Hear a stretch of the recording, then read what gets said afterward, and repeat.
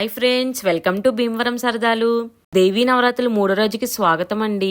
అమ్మవారి 3వ అవతారమైన ఈ అన్నపూర్ణాదేవికి చాలా ప్రత్యేకత ఉంది.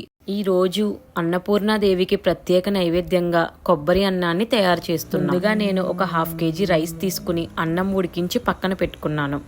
ఈ 1/2 kg రైస్కి 2 కొబ్బరి చెక్కలు తురుము పడుతుందండి. ఇప్పుడు తాలింపు కోసం ఒక గిన్నె పెట్టి దాంట్లోకి నెయ్యి వేసుకోండి. నెయ్యి బాగా వేడెక్కాక ఒక 1/2 స్పూన్ ఆవాలు, జీలకర్ర, కొన్ని పల్లీలు, పచ్చిశనగపప్పు, సాయి మినపప్పు వేసుకుని బాగా వేపుకోండి. ఇవి బాగా వేగాక 2 ఎండుమిర్చి, కరివేపాకు, చిన్నగా తరుముకున్న అల్లం ముక్కలు, 3 నుంచి 4 పచ్చిమిర్చి వేసి వేపుకోండి.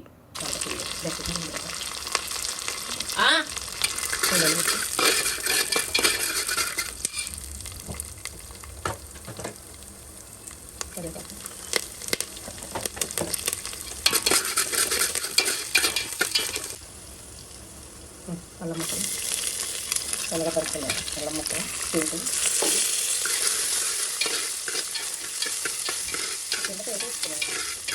ఇవి వేగాక దీంట్లోకి చిటికడి ఇంగువ, కొంచెం ఘాటు కోసం కొన్ని మిరియాలను దంచుకుని దీంట్లో వేసి కలుపుకోండి.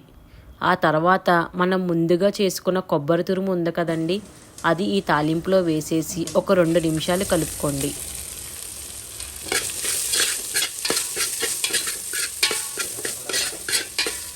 ఆ తర్వాత మనం ముందుగా ఉడికించుకున్న రైస్ ఉంది కదండి, అది దీంట్లో వేసి బాగా మిక్స్ చేసుకోండి.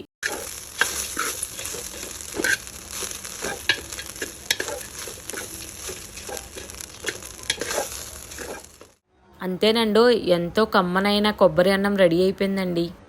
మేము ప్రసాదాలు తయారు చేసుకునే లోపు మా ఆయన బ్యాక్గ్రౌండ్ డెకరేషన్ చేసేసారండోయ్. మనకి కావాలనుకుంటే అలాగే ఉంచుకోవచ్చు, లేదంటే రోజుకి ఒక బ్యాక్గ్రౌండ్ పెట్టుకోవచ్చండి. అలా కాదనుకుంటే మీ ఓపికను బట్టి 2-3 రోజులకు ఒకసారి బ్యాక్గ్రౌండ్ అలంకరణ మార్చుకోవచ్చండి. మేము నిన్న శుక్రవారం కాబట్టి చేంజ్ చేసుకోలేదు. ఆ బ్యాక్గ్రౌండ్ అలంకరణ ఎలా చేశారో మీరు కూడా చూసేయండి.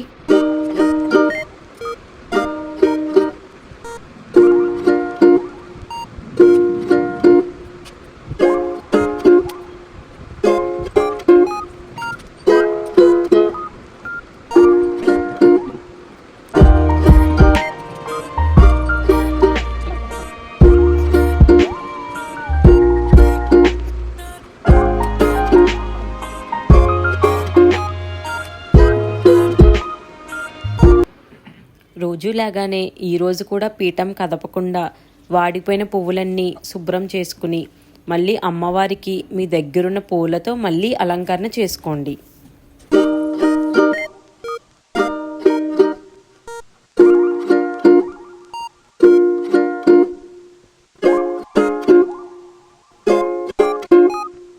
ఈ అలంకారంలో అమ్మవారి ఈరోజు శ్రీ అన్నపూర్ణదేవి అవతారం కనుక మనకి అందుబాటులో ఉన్న ఆహార పదార్థాలు, ధాన్యం కానీ, రైస్ కానీ, పప్పులు కానీ ఏవి అయినా 5 రకాలు అమ్మవారి దగ్గర పెట్టుకోండి. ఇక్కడ మేము బియ్యం, పెసళ్ళు, శనగలు, బెల్లం, కందిపప్పుని పెట్టుకున్నాం.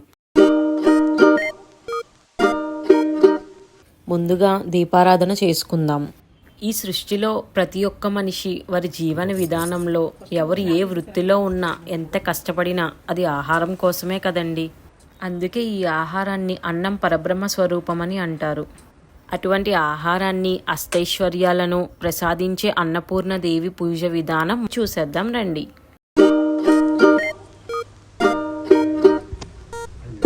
ఇంకా విఘ్నేశ్వరుడు పూజ ప్రారంభించుకుందాం.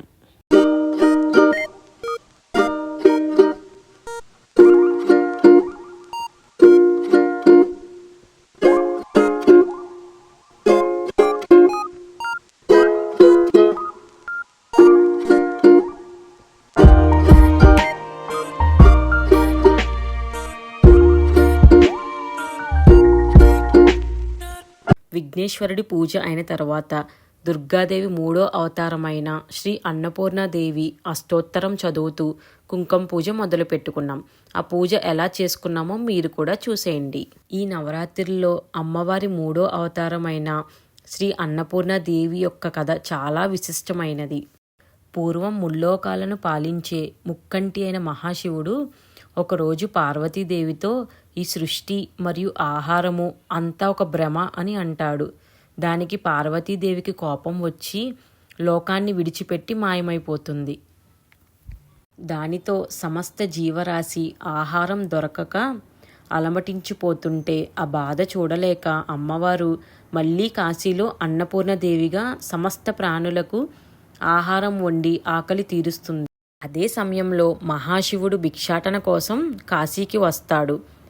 చివరికి ఆహారం యొక్క ప్రాముఖ్యతను గుర్తించిన మహాదేవుడు తన మాటల్ని వెనక్కి తీసుకుని తన దగ్గర ఉన్న భిక్ష పాత్రను తీసుకుని పార్వతీదేవి దగ్గరికి వెళ్ళి భిక్ష అడిగినట్టు చెప్తారు. అప్పటి నుండి పార్వతీదేవి కాశీలో శ్రీ అన్నపూర్ణదేవిగా వెలిసి భక్తులు ఆకలిని తీరుస్తుంది. ఇంత గొప్ప విశిష్టత కలిగిన అవతారం అండి ఈ అన్నపూర్ణదేవి.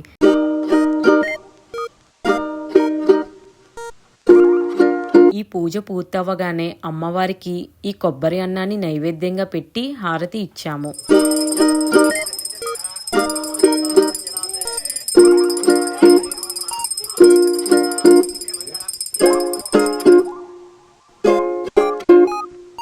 చివరిలో సాష్టాంగ నమస్కారం చేసుకుని ఈ అమ్మవారికి చీర కొంగు చాచి మన మనసులో ఉన్న కోరికను చెప్పుకుంటే ఆ కోరికను తీర్చే అమ్మవారే ఈ అన్నపూర్ణదేవి అని మన పెద్దలు చెప్తూ ఉంటారు. ఇంకా 3వ రోజు పూజ పూర్తయిపోయిందండోయ్. 4వ రోజు పూజ కోసం రేపటి వీడియోలో మళ్ళీ కలుద్దాం. మరి వెళ్ళే ముందు కోసంత లైక్, షేర్, సబ్స్క్రైబ్ చేయడం మర్చిపోకండి.